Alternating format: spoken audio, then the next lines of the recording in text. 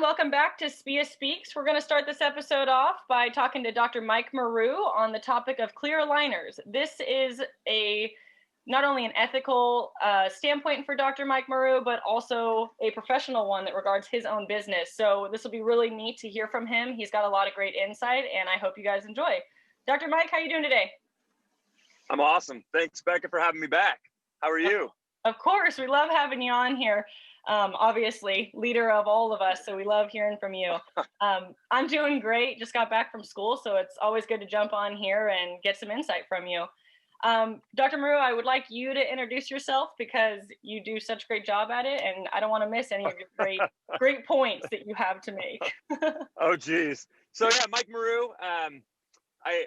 Hopefully I know a lot of you who are listening to this, but for those of you who don't, the two things that are important, I'm an orthodontist in private practice. My practices are in Thousand Oaks, California, as well as Oxnard, California. I am the founder and I'm still the director of the Student Professionalism and Ethics Association. And I have a keen interest in this topic because I use clear aligners in my practice every day. Yeah, awesome. So this will be really good for everyone to listen to. He has a lot of insight on this and a lot of good perspective that I didn't really understand until discussing this with him. So let's just kind of jump right into it. Let's get some background on clear aligners, just kind of where did they come from? How do they help the orthodontic population? And how do you use them in your practice? Awesome. So clear aligners, gosh, I mean, probably well before the big companies started using them. They've been around for a long time. But as far as from a perspective of big tech companies coming in, mass producing them and sending them to orthodontic and dental offices, came around in the late 90s, early 2000s. There was one big company that kind of made this push, and a lot of new companies have come up over the years with varying efficacies and things. But yeah, a better part of 20 years, we've been refining this process. And I would say that, at this point in 2021, we can treat most cases with clear aligners. Some of the huge benefits to my practice, I'll give you three of them that I think clear aligners have been kind of a game changer. So I don't need to see my patients as often with clear aligners. Prior to purchasing my practice here in Thousand Oaks, I worked near a naval base, and we had servicemen and women who would be gone for 6 months, 8 months, sometimes a year.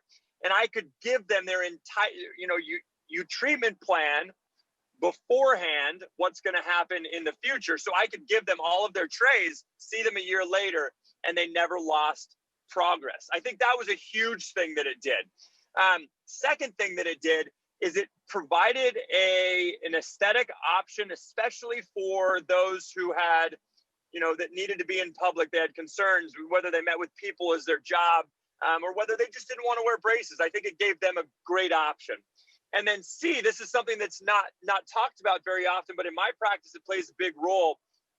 This was as a couple of years ago, the big company, the one that started all of this, they had run a study, and in the 4.5 million cases treated with their product, there had been 0 cases of root resorption detected. And so for me, when I see a child or an adult come in with root resorption, or somebody starts to get root resorption while they're in orthodontic treatment, I will switch them to Invisalign. And in all of the cases that I have done that, I have not seen the root resorption continue. So that has been a tool in my arsenal that I never thought clear aligners would provide. I don't know if that answers your question, but let me give you one other piece of background information. For those of you who might be younger dental students or aren't as familiar with Invisalign, we all know what braces are. You put braces on, put a wire in, and we move teeth. I would say the difference, and let me just give you the 20-second rundown of what clear aligners do. So when a patient comes and sits in my chair for their consult, I can see what their teeth look like in that moment.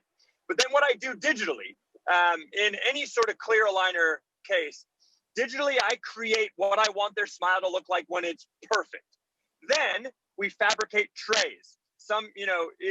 Every patient gets a differing amount of trays, but we fabricate trays. These patients change out the trays roughly once a week. Each new tray moves teeth in 1/4 millimeter increments until the teeth are in the perfect position, which is again a little bit different than braces. Braces, we're making changes as we go. With Invisalign, we make all of the changes ahead of time digitally on the computer.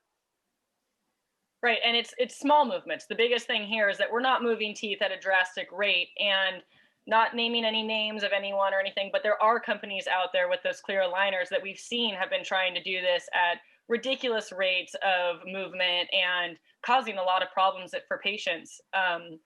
So do you have anything to really talk about with that, and how that's kind of become a conflict with these clear aligners? Is that now that's kind of the reputation that they are like obtaining, is that maybe they aren't safe and maybe this isn't something that we should be doing? And you bring up a great point. And let me say this from the outset, and I know I've talked to you about this, Becca, and when I've lectured in the past, this is kind of the punchline or you know, what I believe, kind of the foundation. And so with any tech, and I'm going to apply it to clear aligners now, but with any new technology, if that treatment modality can meet or exceed the standard of care, we should embrace it and we should use it. But if it cannot meet or exceed the standard of care, then we should not use it. So right now, not all clear aligner companies are made the same. Some do a better job than others. And that's proven through mostly empirical data, but we also see it in the outcomes of the cases. So if any of these companies cannot meet the standard of care, they should not be allowed to be in business, in my opinion. Now, that doesn't mean that we shut them down, but that just means that they need more R&D. They need more time to figure out what the nuances are that are making it so that their aligners are more effective. But again, if it meets or exceeds the standard of care, 100% we should be for it. And if it doesn't, 100% we should be against it. Does that answer that question? Yeah, absolutely. And that's kind of anything in life, I'd say, not even just clear aligners. I love that you make that perspective that it can be applied here, but also with a lot of things. Technology definitely can aid in society, but it just needs to be used when it's right, when it actually works, when it does what the job it's supposed to be doing. Well, interesting. Let me interject something really quick. So I had a conversation with an orthodontist the other day that's using a little bit more, I would say, old school techniques. And I applied this same principle in retrospect. So if you think about it, if new technology comes in and it actually raises the standard of care, then those individuals who are not embracing the new technology, that are still using the old, mechanisms, if those old mechanisms are not allowing that orthodontist to achieve the new higher standard, well, then also something's wrong there. You know what I'm saying? So it goes in both directions. It's not just anti-tech, but it's also, it's also anti-progress. Basically, what we're saying is we need to always have the patient's best interest at heart, regardless if we're talking about clear aligners, braces, any sort of treatment that we're going to render on a human being. Their best interest has to be at stake. Absolutely. And we need to be able to be progressive also while still being weary of new technology. Is it actually benefiting the patient, or are we still are we causing harm, or are we causing more harm by not using new technology? Exactly. Excellent point. With that being said, why are some of these clear aligner companies thriving in the business that they are without any repercussions? I mean, we're seeing that these companies are still successful, and it's been very obvious in the dental community that they aren't aiding in dental care, but instead impeding it and causing gross harm at this point. So let me address that right now. And for those listening that aren't as familiar with the market, there are two general subsets of the market. I mean, you could break it down a lot further than this, but let's just, from a 10,000 foot level looking down on it, there's two general markets. There's the direct to consumer market, where these companies go and they directly target the consumer, whether it be through, media, social media, what it is, but bypassing the doctor. And then there's the companies that that are working with the doctors to render the treatment. So I would break it down into those two general categories. Now, what I will say is I think you're seeing outcomes that are different between those two distinct categories. Absolutely. Okay. Absolutely. So right now, gosh, if I was going to start naming companies that work with the dentist, and I'm going to go ahead and I'm going to name 5 or 6. I'm not ranking. This is just in random order. But you have Spark aligners from Ormco. You have Invisalign. You have ClearCorrect. And there's been, several others that have come out. There are some like ULab, where it allows you to actually fabricate your own clear aligners in office through 3D printing. There's quite a few, and I just named 4 of them that work with the dentist, and there's quite a few more than that. There's probably 5 or 6 more that are actual major competitors in this space. Now, I'm not going to mention any of the names of the ones that are direct to consumer. And here's why. And I think this is what you were alluding to a minute ago. The direct to consumer market is where we've seen a lot of, I would say, a lot more complaints, where patients or their consumers are expecting an outcome and not always receiving it. Okay. And I think that's where you're seeing a lot more of this, the rapid type treatment that you're talking about, the promised outcomes that aren't achieved, and the patient dissatisfaction. What I will tell you is, in my practice, I've probably gotten busier because of them. What I see a lot of patients come into my practice that tried using one of these direct to consumer aligner companies, and it didn't work. If a patient has 1 or 2 teeth that are minorly off, honestly, I'll say it, I'm an orthodontist, but it works. Like if you use one of these direct to consumer companies and all you need to do is shift a tooth that moved, 1.5 millimeters, you're probably going to be fine. But if it's anything more than that, they don't have the ability right now, at least, that I've seen to make those movements. And what's happening is these patients go in with an expectation, and that expectation is not being achieved. When they then voice their concerns, they're not being heard. And not only are they not being heard, but when they ask for either their money back or a fix, they are being silenced. They're told that, they signed these contracts, that there's no retribution allowed, that they aren't going to get their money back. There's a lot of issues. And so they end up, losing $1,500 to $3,000, and end up coming and spending that plus more to see me. Absolutely. And can that be malpractice? I don't know how it could even be malpractice, because we're saying that there's not even a dental supervision. So, what are the repercussions there? Is there anything that can even happen to inhibit it at this point? Right now, the answer is for the most part that no. Now, the state of California, was this last year? I haven't had an update on what happened with this, but they passed legislation, and it was through the governor's desk. And what they did was said that if these companies want to practice, there has to be a doctor behind it. And I thought they also said that you have to have x-rays. I need to go back and check that for sure. But there had to be some sort of supervision.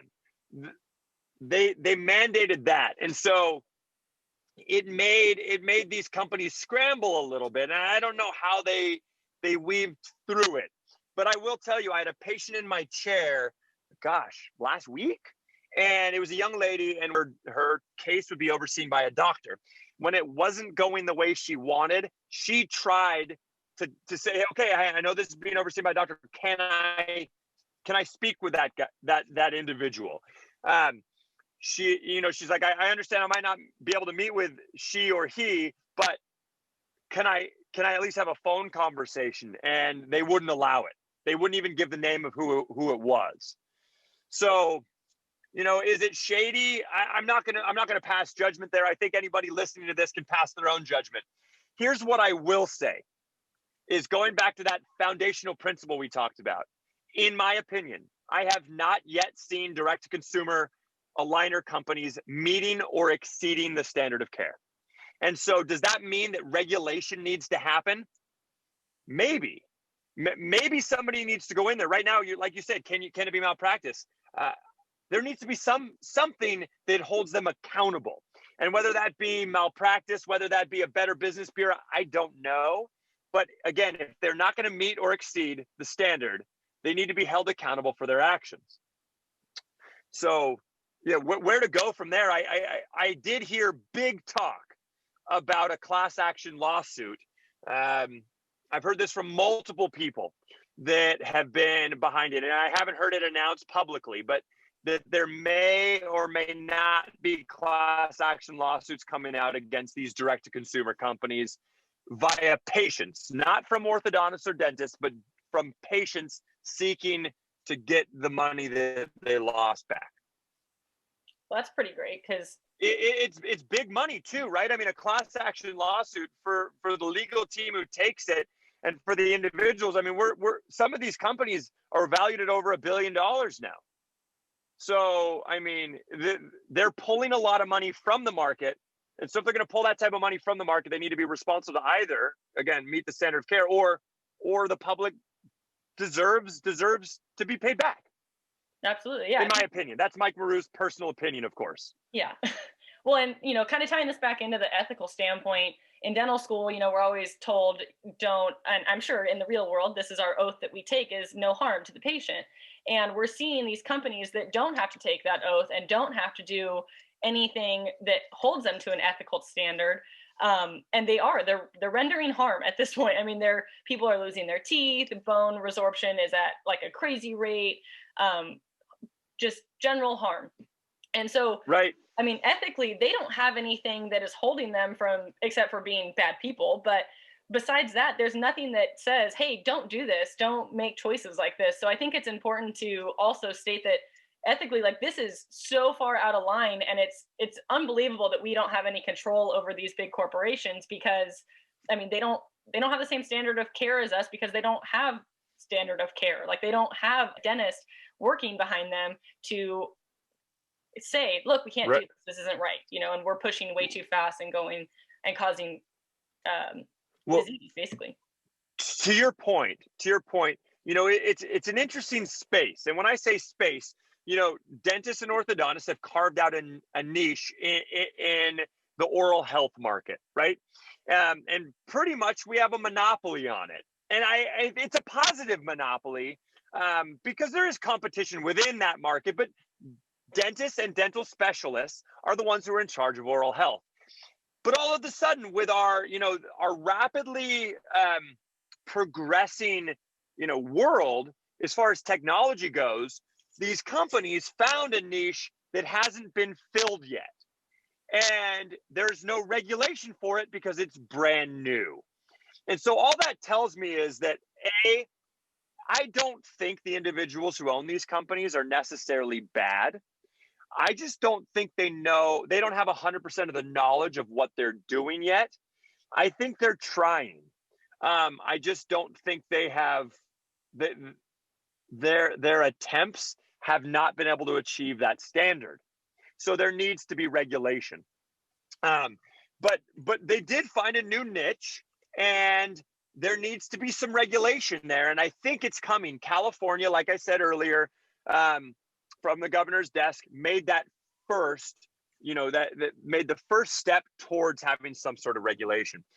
So I think it will come. It's just unfortunate for the individuals who use those products, get the raw end of the stick and find themselves in this, 5-10 year period before regulation came out.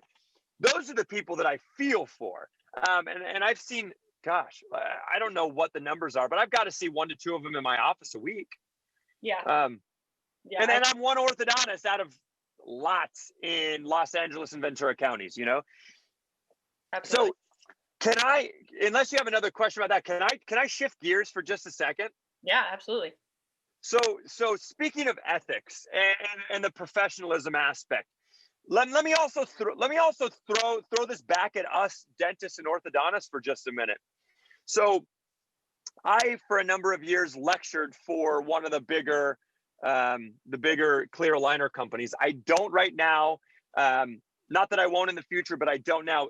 But what my role was is I would mentor general dentists. As an orthodontist, I would mentor general dentists, lecture to them on a regular basis in order to help them get the education they needed to dive into this space. As a general dentist, you have all of the rights to use clear aligners on your patients. But what I will say, and this is where it becomes an ethical dilemma, is if the individual dentist does not have the education or the mentoring to delve into this, then in my opinion, they should not. That's not to say that they shouldn't do it in the future, but I do think that it is very important to start at the right level, select the right cases appropriately, and work your way up through extra education and through mentoring. I have a number of general dentists that I meet with on a regular basis, look over their cases. They send me these cases and say, hey, I'm thinking about treating this. Is this in my wheelhouse? And then I will tell them yes or no. And then if I say no, these patients, these dentists are all over the country. So they don't send their patients to me if I say no, but they have orthodontists they'll send them to if it's not within their, within their realm of capability. So from a perspective of all of these students graduating, if you're a general dentist and you want to do, clear aligners, I say go for it. But please learn to select the cases properly. If you get in over your head, make sure you have a mentor, somebody you can reach out to, somebody you can talk to, and just work your way up. Because if you do it that way, you've done it the right way, and you haven't, broken that special patient-doctor relationship that, that we pledge to take care of each individual we see. Sorry, that was a rant. No, that was great. I didn't even think about taking it that direction. And I love that we can also speak to the dental students and dentists out there or future dentists that are looking to do ortho in their practice and kind of understanding what the scope of practice needs to be and what you need to know. I feel like in dental school, we get a lot of exposure to a lot of specialties, endo, oral surgery, even perio to some degree. And they all kind of say, there's limits and you need to know when your limits are. And ortho is one of those things that they never really venture into. And so you kind of feel like it's a specialty that if you don't know anything, then don't do it. You're afraid to even try. But I do think that there's cases 100% that you could be successful in, and there's no reason to be fearful of every case, but also understanding what your limits are, just like we learn in school all the time. So I think it is nice to hear from an orthodontist too, that it's not an all boys club and that you can do this in your practice if you have the correct training and mentorship, like you said. I think that's awesome. So, excellent to hear. One thing to throw out there, I know a lot of dentists have told me they've been scared to approach orthodontists and ask for them to be their mentors because they feel like they're stealing their business. So first off, don't be scared to ask. I promise you there are some people who won't like it, but the most of us will have no problem with it. And B, to the future orthodontists out there, to the orthodontists who might hear this, ever since I started mentoring general dentists in Invisalign, my referrals from them went up tenfold. Not only are they doing more, making more money and enjoying it and serving their patients well, but they recognize more cases in their practice and therefore send more to me. It has been a symbiotic relationship, me helping them feeding me, because they're now looking for it. Every patient that walks in, they offer this as a potential service. And so to the orthodontists out there, I promise you, don't be fearful to take a general dentist under your wing and teach them, because in the end, it will pay you tenfold. That's all. Love that. Love to hear that. That's awesome. I think that's encouraging for most dental students that are getting ready to go out into the real world. On that note, that's all I have to kind of ask about on this topic. I think excellent feedback. Awesome perspective that we all love to hear. I really appreciate it, Mike. Also just great talking to you all the time. Any last minute thoughts? No, I mean, I think, as you can tell, I'm quite opinionated about these things. Thanks for having this conversation. If anybody on this that listens to this has questions, send Becca an email or send me an email. I do not mind answering. But just remember, whatever it is in your practice, technology, anything, that if you can meet or exceed the standard of care, go for it.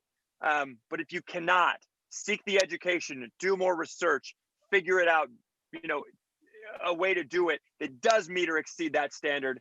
And I promise you, again, it'll come back tenfold for you if you do. But yeah, Becca, I'm signing out. Thanks for having me. Yeah, awesome. Thanks again for coming on. We appreciate it, and we'll see you next time. Awesome. Take care.